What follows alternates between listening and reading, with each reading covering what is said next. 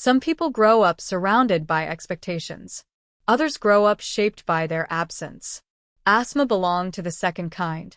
From an early age, the world around her decided what she was not before asking who she could become. Labels settled quietly, reinforced by repetition and convenience. They followed her into rooms, into decisions, into futures imagined without her input. She learned to exist beneath notice, where potential is overlooked and certainty belongs to others. Not because she lacked ability, but because belief is often reserved for those who demand attention. Asma did not demand it. She observed instead. She learned how systems worked, how assumptions hardened into truth, and how silence could either erase a person or protect them. She chose the latter. This story is not about sudden brilliance or dramatic rebellion. It is about patience sharpened by neglect, discipline formed in isolation, and a mind underestimated long enough to become dangerous to ignore. Before the titles, before the recognition, before the world spoke her name with certainty, Asma was already becoming someone they never saw coming. Asma's place in the family was never assigned openly. It formed gradually, shaped by repetition rather than decision. Over time, it became fixed, unquestioned, and difficult to challenge. Expectations followed her everywhere, though they were rarely spoken directly to her. They appeared in small ways. In the task she was trusted with and the one she was not. In the advice offered to her siblings with urgency and the guidance given to her with caution. In the futures imagined for others and the limited paths quietly suggested for her. She learned to recognize the pattern early. When conversations turned toward ambition, her presence became optional. When plans involved growth or risk, she was excluded before she could volunteer. No one asked what she wanted because no one believed it mattered. Asma noticed how easily people confused certainty with capability. The more confidently someone spoke, the more seriously they were taken. Doubt, even thoughtful doubt, was interpreted as weakness. She carried her doubt differently. It lived beneath the surface, refined into analysis rather than hesitation. But no one waited long enough to see that. Her siblings stepped forward into roles designed for visibility. They were encouraged to speak, to lead, to make decisions loudly and decisively. Mistakes were reframed as learning experiences. Confidence was rewarded even when it lacked foundation. Asma watched closely. She saw how forgiveness was distributed unevenly, how failure was excused when it came from those already deemed capable, how expectations protected some people while crushing others. Her own mistakes, though fewer, were remembered longer. They became evidence rather than incidents, proof in the family's eyes that their assumptions had been correct all along. Over time, Asma adjusted her behavior, not by shrinking, but by refining. She spoke less, but listened more carefully. She asked fewer questions aloud, but pursued answers relentlessly on her own. She stopped seeking inclusion. Instead, she focused on understanding systems that did not depend on approval. Markets, structures, decision-making processes that rewarded accuracy over confidence. She became interested in what worked rather than what impressed. This shift went unnoticed. Her family mistook her withdrawal from discussion as disinterest. They interpreted her silence as confirmation that she lacked the sharpness required to keep up. The label they had given her grew heavier, more secure. Asma felt the isolation keenly, though she rarely showed it. Being underestimated did not stop hurting simply because she understood it. There were moments when the distance stung sharply, when exclusion felt personal rather than strategic. But even in those moments, she did not lash out. She understood instinctively that challenging perception head-on would only harden it. People rarely questioned beliefs that made them feel comfortable or superior. So she waited. She began to build a private confidence rooted not in recognition, but in competence. She tested herself quietly, set standards no one else could see, evaluated her own progress without needing external validation. This inner discipline became her anchor. Asma noticed something important during this time. The people who dismissed her rarely asked difficult questions of themselves. They relied on inherited certainty, on past success, on authority that had never been challenged. They were comfortable. Asma was not. Discomfort sharpened her. It forced her to think deeper, to prepare more thoroughly, to anticipate failure before it arrived. She did not have the luxury of assuming she would be forgiven for mistakes. That awareness made her precise. Her family believed they were protecting her by lowering expectations. They thought they were being realistic. They did not see how their limitations were shaping her strength. Asma began to imagine a future that did not include their approval. Not out of resentment, but out of clarity. She understood that some environments could not see beyond the roles they assigned. Growth, she realized, would require distance. This realization did not bring relief. It brought resolve. She did not announce her intentions. She did not seek permission. She quietly began to prepare for a life where her value would be measured differently. The family continued, as it always had, confident in their assessments, certain of their hierarchy, comfortable in the belief that they understood each other completely. They did not sense the shift taking place beneath the surface. Asma remained exactly where they expected her to be, and far beyond where they imagined she could ever go. Asma's place in the family was never assigned openly. It formed gradually, shaped by repetition rather than decision. Over time, it became fixed, unquestioned, and difficult to challenge. Expectations followed her everywhere, though they were rarely spoken directly to her. They appeared in small ways. In the task she was trusted with and the one she was not. In the advice offered to her siblings with urgency and the guidance given to her with caution. In the futures imagined for others and the limited paths quietly suggested for her. She learned to recognize the pattern early. When conversations turned toward ambition, her presence became optional. When plans involved growth or risk, she was excluded before she could volunteer. No one asked what she wanted because no one believed it mattered. Asma noticed how easily people confused certainty with capability. The more confidently someone spoke, the more seriously they were taken. Doubt, even thoughtful doubt, was interpreted as weakness. She carried her doubt differently. It lived beneath the surface, refined into analysis rather than hesitation. But no one waited long enough to see that. Her siblings stepped forward into roles designed for visibility. They were encouraged to speak, to lead, to make decisions loudly and decisively. Mistakes were reframed as learning experiences. Confidence was rewarded even when it lacked foundation. Asma watched closely. She saw how forgiveness was distributed unevenly, how failure was excused when it came from those already deemed capable, how expectations protected some people while crushing others. Her own mistakes, though fewer, were remembered longer. They became evidence rather than incidents, proof in the family's eyes that their assumptions had been correct all along. Over time, Asma adjusted her behavior, not by shrinking, but by refining. She spoke less, but listened more carefully. She asked fewer questions aloud, but pursued answers relentlessly on her own. She stopped seeking inclusion.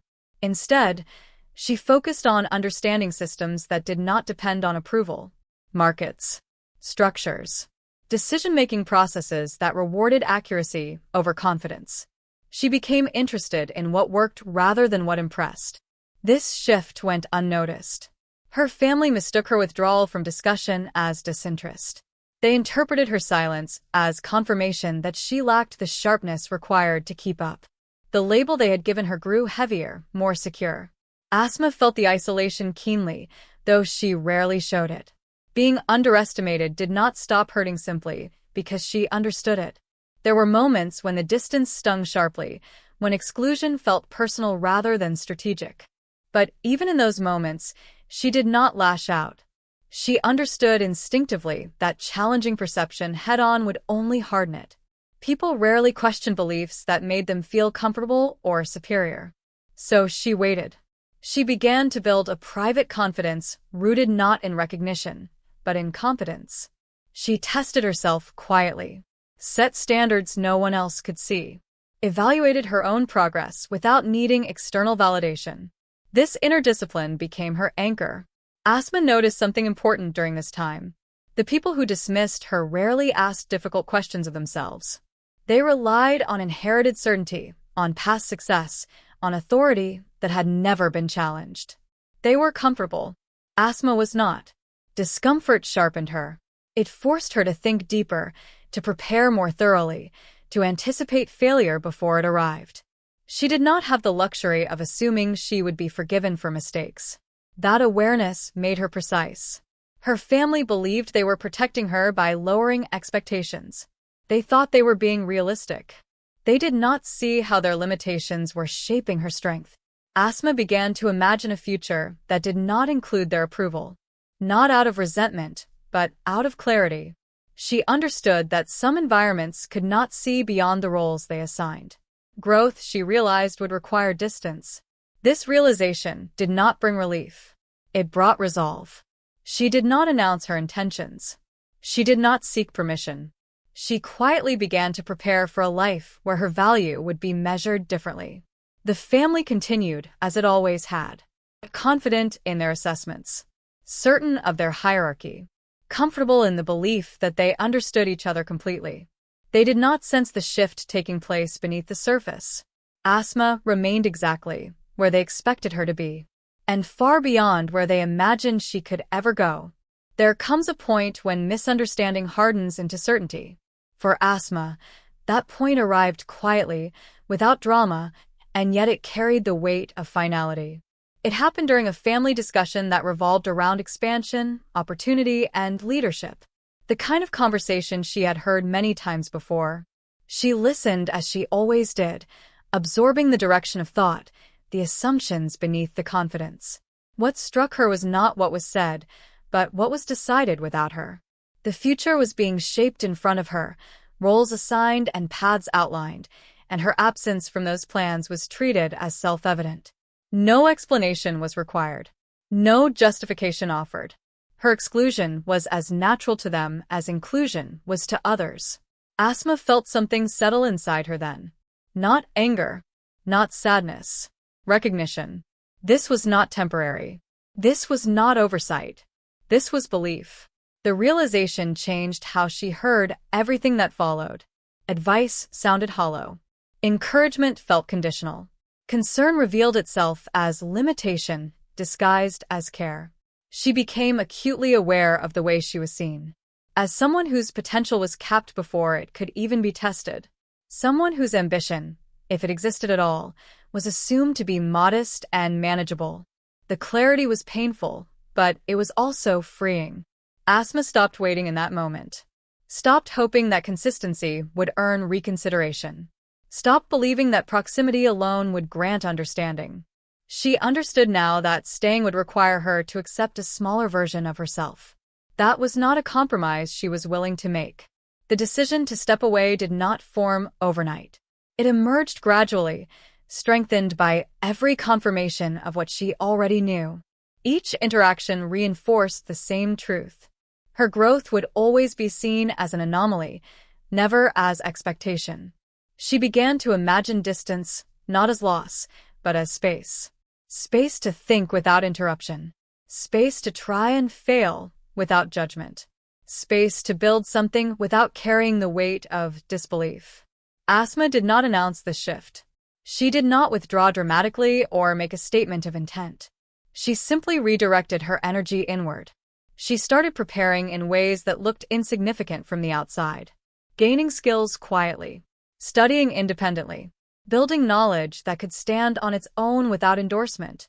Her family continued to operate under the assumption that she remained exactly where they had placed her.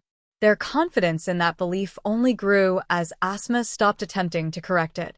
They mistook her silence for acceptance. In reality, it was resolve.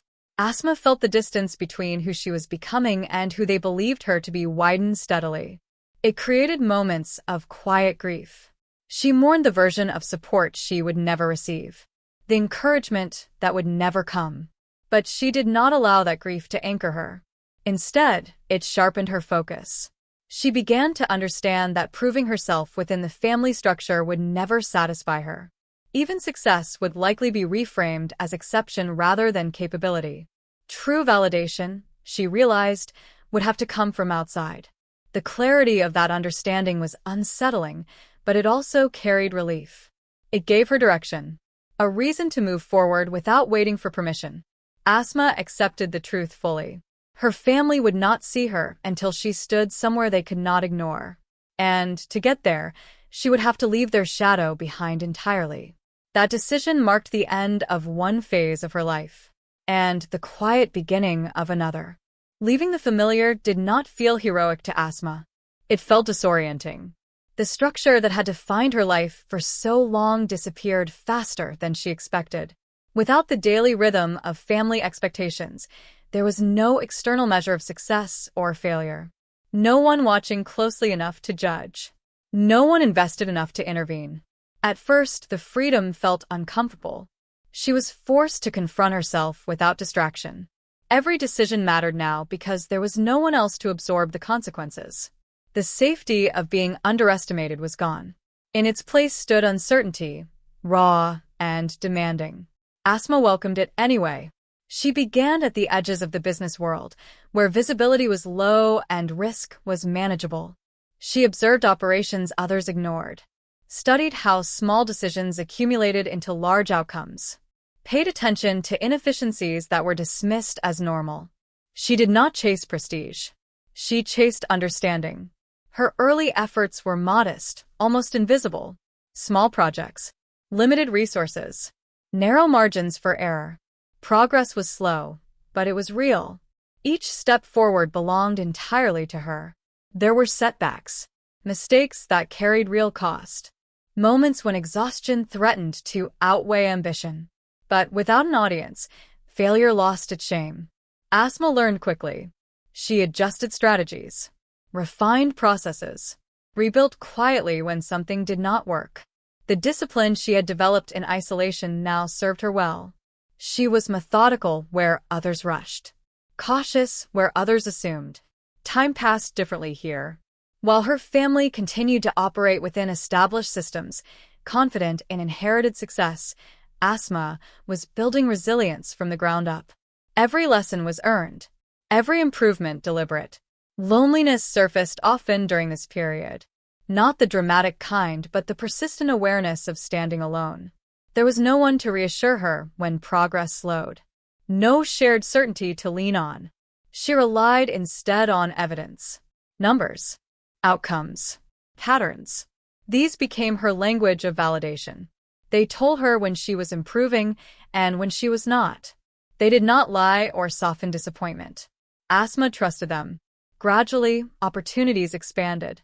Small wins created momentum. Consistency attracted attention, though not immediately recognition. People noticed reliability before brilliance, results before reputation. Asma remained patient. She resisted the urge to announce her progress. The desire to be seen was present, but she understood its cost. Visibility too early could distort perception, turning growth into spectacle rather than substance. She chose depth over speed.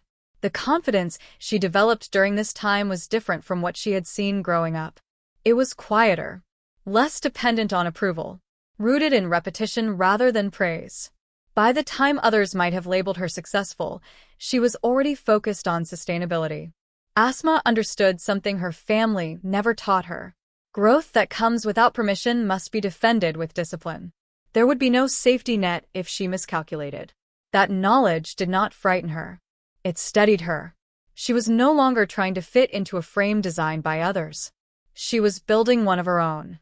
And though no one from her past was watching yet, the foundation she was laying would eventually support more weight than they ever imagined. Progress rarely announces itself. For Asma, it revealed its presence through patterns rather than applause. Her work began to reach beyond its original boundaries. Systems she had refined quietly started influencing outcomes larger than she had anticipated. Decisions she made in isolation now affected chains of events she could no longer fully see. This expansion was unsettling at first. Asma understood the risk of growth without visibility. When results traveled faster than reputation, credit often landed elsewhere. Ideas detached from their originator. Strategies became standard practice without acknowledgement. She accepted this reality. Recognition had never been her motivation. What mattered was effectiveness. Influence, even anonymous, meant progress. Asma's understanding of the industry deepened as she moved through it from below. She saw how power concentrated itself, how branding often overshadowed substance, how confidence was mistaken for competence on a larger scale. She adjusted accordingly. Rather than pushing forward aggressively, she positioned herself carefully. She became indispensable in narrow, critical areas. Places where precision mattered more than presentation. Where errors carried consequences no one wanted to risk. Her reputation grew quietly. People began to rely on her work without fully understanding its source. Outcomes improved. Efficiency increased. Stability replaced unpredictability in areas she touched. Asma noticed a familiar pattern emerging. Once again, assumptions filled the gaps left by absence. Her gender, her age, her reserved presence, all contributed to a narrative others constructed for her. They underestimated her. This time she allowed it. Being underestimated had once isolated her. Now it protected her. It gave her freedom to operate without interference, to observe without challenge, to influence without resistance. She learned how to move through meetings and processes unnoticed while shaping decisions indirectly. How to frame insights as questions rather than assertions. How to guide outcomes without claiming authority. The discipline of restraint became strategic. As her reach expanded, so did the complexity of what she managed. The stakes rose gradually, testing her ability to scale without compromising accuracy. She responded with structure, systems, and redundancy. Mistakes became rarer. Not because risk disappeared, but because she anticipated it. Asma felt the difference between survival and momentum clearly now. Survival had sharpened her. Momentum demanded patience. She resisted shortcuts. The industry around her rewarded speed and spectacle. She chose consistency and depth. While others pursued growth that looked impressive, she focused on growth that endured.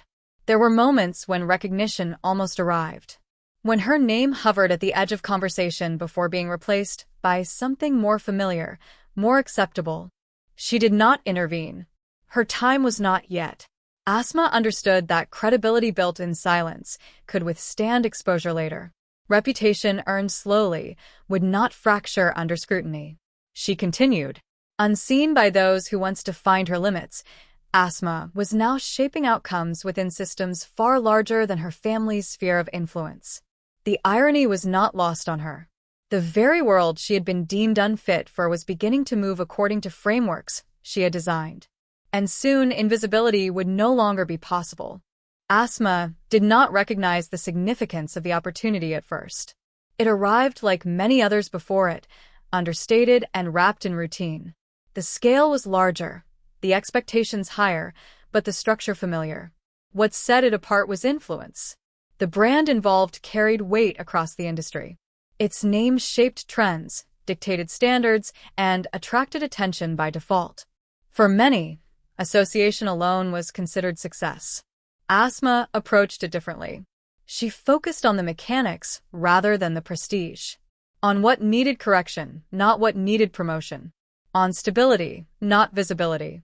Her contributions blended seamlessly into existing frameworks. Improvements appeared gradual, almost organic. Processes tightened. Outcomes became predictable. Losses diminished. The brand began to rely on these results without questioning their origin. Asma was aware of the irony. This was the kind of company her family admired, referenced, and trusted without hesitation. A symbol of competence in their eyes. She worked behind it quietly. As the months passed, reliance deepened. The systems she had refined became essential. Removing them would have introduced risk no one wanted to manage. Asma held no formal authority. She did not need it. Her influence lay in function.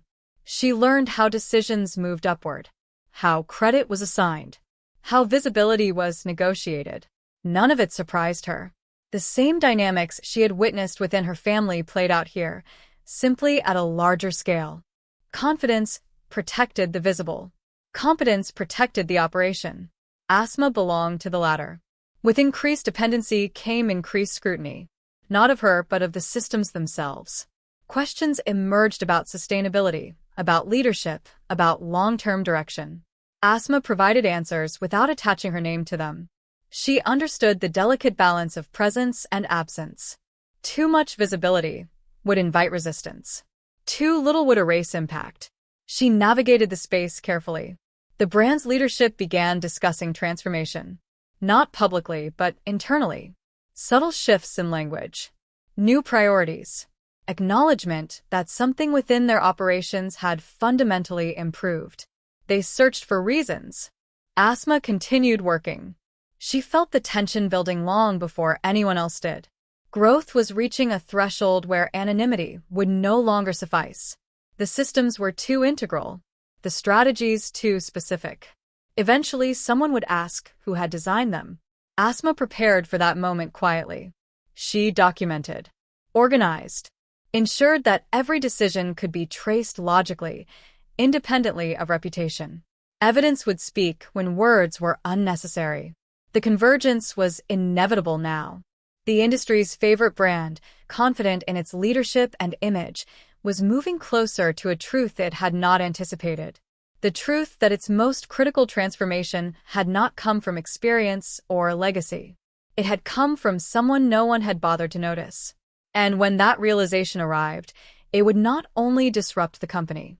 It would reach back into Asma's past, forcing those who once dismissed her to confront what they had failed to see.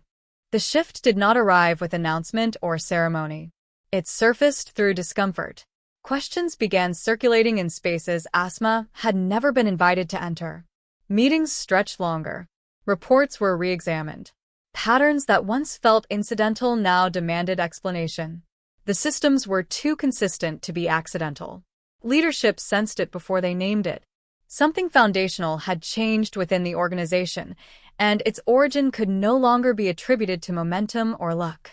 Improvement had direction, precision, intent. The search for authorship began quietly. Asma noticed the change immediately. Requests came more frequently. Documentation was scrutinized more closely. The assumptions that once protected her anonymity began to weaken. She responded as she always had, with clarity, with structure, with evidence. There was no attempt to shape perception, no effort to control narrative. She allowed the work to stand on its own. When her name finally appeared in internal discussions, it carried uncertainty rather than recognition. There was hesitation, confusion, an unspoken disbelief that someone operating outside the visible hierarchy could have such influence. Asma remained composed. She understood the resistance. Acceptance would require people to question their own assumptions. That rarely happened willingly. The moment of acknowledgement did not feel victorious. It felt tense. Her presence shifted dynamics immediately. The same insights that had once been absorbed without challenge were now examined more critically. Not because they lacked merit, but because of their source. Asma felt the weight of visibility settle in. She did not react emotionally. She had anticipated this phase, prepared for it. Visibility was not a reward. It was a test. She continued working with the same discipline. No defensiveness. No urgency. Consistency became her argument. Gradually, resistance softened. Not into admiration, but into necessity. Her understanding was too thorough. Her strategies too effective to dismiss. Dependence replaced doubt. The acknowledgement that followed was subtle, but irreversible. Authority shifted without formal declaration. Decisions began aligning with her recommendations. Processes adjusted around her frameworks. Asma did not celebrate. She recognized the pattern from her past. Acceptance arrived only when denial became unsustainable. The difference now was power. This time, recognition did not come with permission to participate. It came with responsibility to lead. The brand stood at a crossroads. Its future depended on decisions that could no longer be made through tradition or assumption. Transformation required direction grounded in reality. Asma was already there. As her influence solidified, the ripple extended beyond the organization. Industry attention followed performance. Analysts noticed stability where volatility had once existed. The narrative began to shift. And somewhere far from boardrooms and reports, a family that had once dismissed her began to hear her name attached to something they trusted deeply. The distance between past and present narrowed rapidly. And soon, there would be no avoiding the truth. The announcement moved faster than rumor ever could. What had been discussed privately was now visible to everyone who followed the industry. Reports circulated. Headlines formed. Analysts dissected the decision with curiosity and surprise. The brand's direction had changed, and with it, its leadership. Asma's name appeared where few expected it. The reaction was immediate and uneven. Within the industry, the shift was framed as strategic. Performance metrics justified the decision clearly. Stability, growth, and resilience supported the narrative. Outside that world, disbelief surfaced. For those who had known Asma only through assumption, the news felt disorienting. The image they had carried no longer aligned with reality. Familiar labels collapsed under the weight of evidence. Her family encountered the announcement without warning. The brand had always been a symbol of excellence to them, a benchmark they trusted, a name they cited when speaking of success. To see it now linked directly to Asma created a fracture they could not immediately process. There was no dramatic reaction, no confrontation, just silence, heavy and unresolved. Asma remained distant from it all. She did not reach out. She did not explain.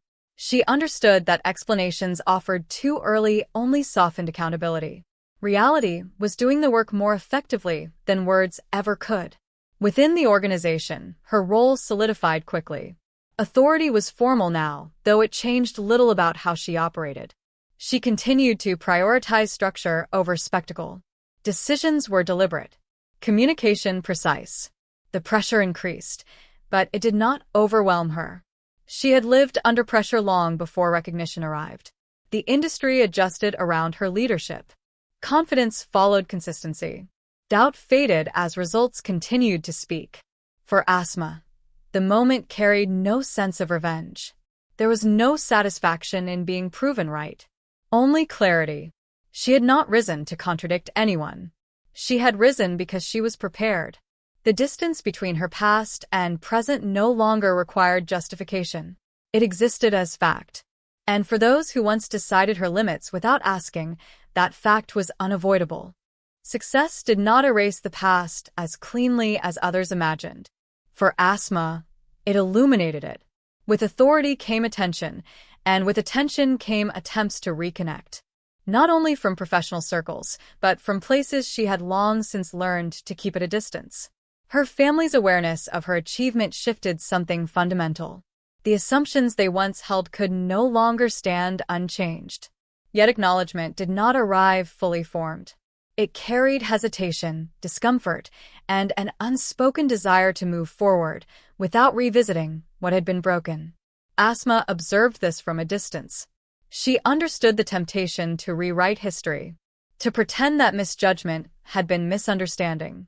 That dismissal had been caution. That silence had been protection. But she did not accept her vision. Power had changed her position, not her memory. The clarity she had gained through isolation remained intact. She recognized that reconciliation without accountability would require her to minimize her own experience. She chose restraint instead. Asma did not seek confrontation, nor did she offer reassurance. She allowed the space between them to exist honestly, without pressure to close it prematurely. The absence of reaction unsettled more than anger ever could have. Within herself, she felt no bitterness. The distance had served its purpose. It had shaped her discipline, her independence, her resilience. Removing it entirely would erase the cost that made her who she was. She understood something essential now. Power does not heal what neglect created. It only reveals it more clearly. Asma continued to lead with the same focus she always had. Her work remained consistent. Her decisions measured. The confidence she carried did not require validation from the past. If connection were to return, it would have to meet her where she stood now. Not where others felt comfortable remembering her. She did not need recognition to feel complete. She needed integrity. And as she stood firmly within the life she had built, she understood that some distance was not punishment. It was boundary. Asma no longer measured success by reaction. Applause had become background noise, and doubt had lost its power to define her. What remained was alignment between who she was and how she lived. Her leadership matured into something steady and unremarkable in the best sense. There were no dramatic shifts, no need for constant proof. The systems she built functioned because they were designed to endure, not to impress. She trusted herself now, without hesitation. The life she had created did not require correction from the past. It stood complete, grounded in discipline rather than validation. Every step she had taken alone now formed a structure strong enough to support others. Asma allowed her story to exist without explanation. She did not simplify it for comfort or dramatize it for sympathy.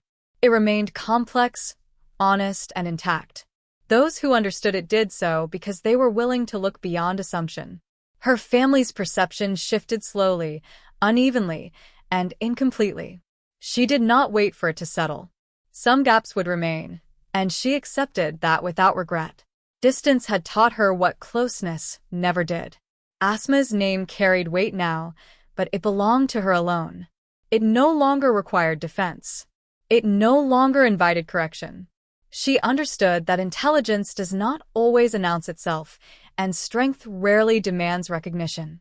The world eventually notices what is built with patience. And when it does, it is already too late to deny. Asma had never been too small for the world she entered.